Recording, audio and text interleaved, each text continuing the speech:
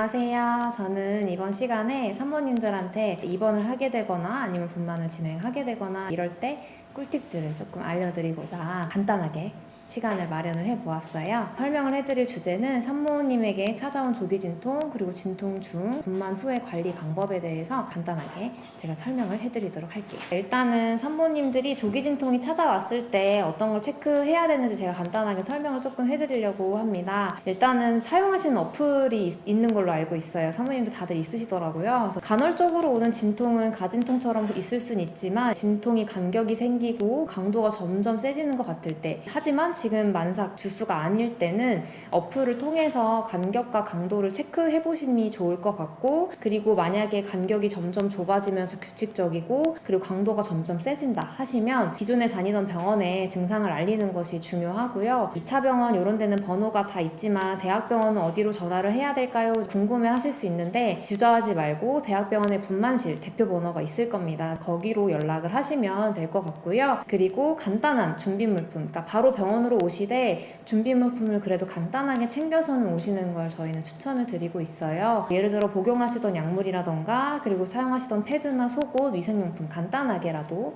챙겨서 오시면 오셔서 당황할 일이 조금 없을 수도 있으니 챙겨서 오시는 게 좋을 것 같고, 몸을 무리해서 움직이지 않고 오시는 걸 저는 추천을 드리고 있습니다. 그래서 만약에 병원을 오시게 되면 하시는 검사는 산모님들이 임신을 하게 되면서 했던 검사들인데요. NST 검사라고 해가지고 자궁의 수축이라던가 강도, 간격, 태아 심음을 정확하게 확인하는 검사를 시행하시게 되고, 기억이 안 나신다고 하면 벨트 차가지고 했던 검사가 NST 검사라고 하고 있고요. 그리고 초음파 검사가 있는데, 초음파 검사는 교수님이 직접 보시는 거고 태아의 상태나 그리고 자궁 경부 길이 검사를 진행을 하게 되시고, 그 다음에 혈액 검사, 소변 검사, 균 검사 이런 것들을 전반적으로 확인을 하게 되십니다. 그리고 만약에 상태를 봤을 때 입원을 해야 되겠다라는 결정이 되었을 때는 일단 약물 치료를 1차적으로 하고 계세요. 폐성수 촉진제 교수님이 앞에서 중요하다고 설명해 주셨던 부분이고, 그리고 자궁 수축 억제제 이제 이런 것들을 사용하시게 되는데, 저한테 가장 많이 물어보시는 것 중 하나가 이 약들이 애기한테는 정말 문제가 없나요? 라고 물어보시는 분들이 많이 계세요. 이런 것들은 걱정 안 하셔도 되고 교수님이 애기 상태는 계속 체크하시면서 드리는 거기 때문에 1차적으로 조기 진통이 생겨서 조산을 하는 것보다는 그게 더 안전하기 때문에 그런 선택을 해주신 거라 믿고 맡기셔도 될 것 같습니다. 그리고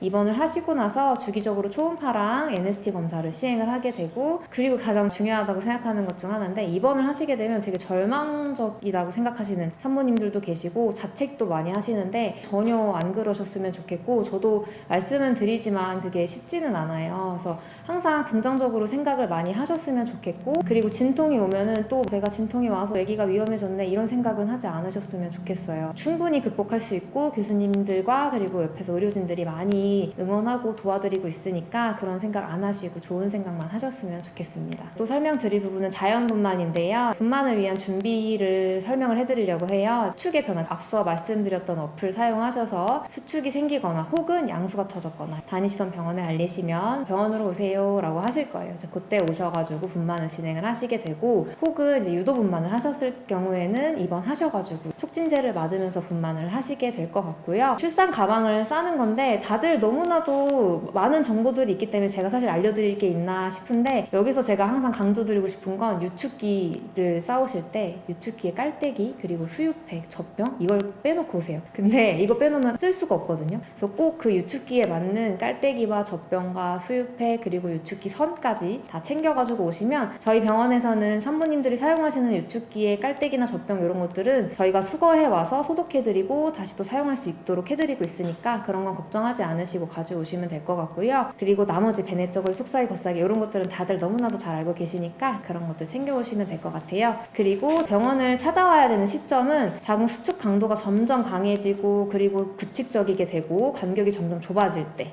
오시는 거고, 양수가 터졌을 때 오시는데 다니시던 병원에 알리시고 오시면 될 것 같습니다. 그리고 제가 앞서 말씀드린 유도분만인 경우에는 저희가 유도 촉진제를 수액으로 맞춰서 드리고 있고, 그 촉진제를 맞게 되면은 아무래도 작은 수축이 생기기 때문에 그 수축 강도가 약물에 의해서 너무 강해지진 않는지, 그리고 간격이 저희가 이제 원했던 만큼 예쁘게 그려지는지 이제 이런 것들을 확인을 계속 하느라고 NST 검사를 계속 하게 될 거예요. 그리고 흔히 잘 알고 계시는 무통주사를 시술하시게 되는데, 무통주사는 언제쯤 시술하나요? 궁금해 하시는 분들이 계시는데, 분만이 어느 정도 진행이 됐을 때 시술을 하게 되실 거고, 그리고 안 아플 때 하실 거니까 걱정 안 하셔도 됩니다. 그리고 무통주사는 그림과 같이 생겼는데, 가장 흔하게 저희 병원에 사용하고 있는 거는 왼쪽 그림 초록 색깔 모양이 저희가 가장 많이 사용하는 건데요. 계속 주입이 되면서 통증이 조금은 없어요. 산모님들마다 안 맞으시는 분들도 계시긴 하더라고요. 근데 무통분만은 하면은 아무래도 통증이 현저히 줄어드니까, 그리고 가끔 분만하는 과정이 무통주사를 맞으면 하나도 안 아프다고 생각하시는 분들이 계세요. 근데 분만의 막바지에 임박하면 누구든 아픕니다. 무통주사를 맞으셔도.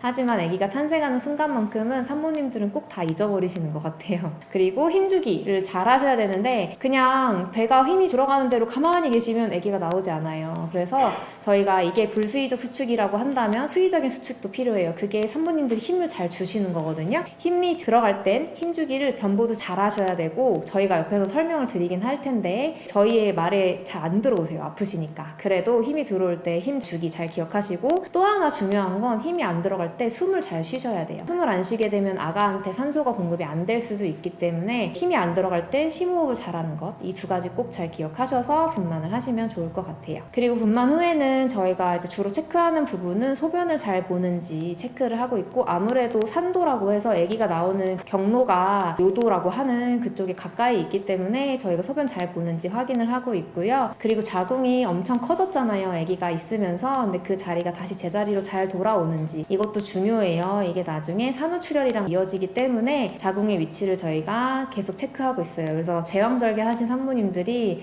수술하고 와서 저희가 배를 눌러서 자궁의 위치를 확인을 해야 되는데, 그걸 할 때마다 너무 아픈데 이거 꼭 해야 되냐고 이렇게 말씀하시는 산모님들이 계시는데, 너무 죄송하지만 해야 돼요. 그래서 저희가 아프지만 정말 죄송합니다 하고 자궁 위치를 확인하고 얼마나 제자리로 잘 돌아오는지를 확인을 하고 있어요. 그러면서 패드로 나오는 양상, 이제 출혈 아닌, 그리고 정상적으로 오로가 잘 나오는지 저희가 이런 것들을 체크하고 있고요. 그리고 수술하고 나서 혈액 검사를 통해서 산모님의 출혈이 양상이 어땠는지, 빈혈 증상이 있을 수 있는지 없는지를 체크하고 있습니다. 그러고 산모님의 상태에 따라서 식사 진행을 하고 있어요. 그리고 나서 분만 후의 관리인데, 유방 관리인데요. 요즘에는 모유수유 다들 하시고 계시죠. 그래서 모유수유를 하기 위해서는 일단 유축을 잘 하셔야 되는데, 가장 좋은 건 사실 모자동실. 아기가 직접 물고 빨면은 확실히 젖이 빨리 돌고, 그리고 유축기 사용은 처음에 사용하시기에는 산모님들이 그래요. 안 나오는데 이걸 하는 게 맞아요? 나오진 않아요 말씀하시거든요. 그래도 유축하는 과정이 조금 중요하시고요. 그리고 유축하고 수유를 할수록 젖이 잘 돌아요. 그래서 유축기는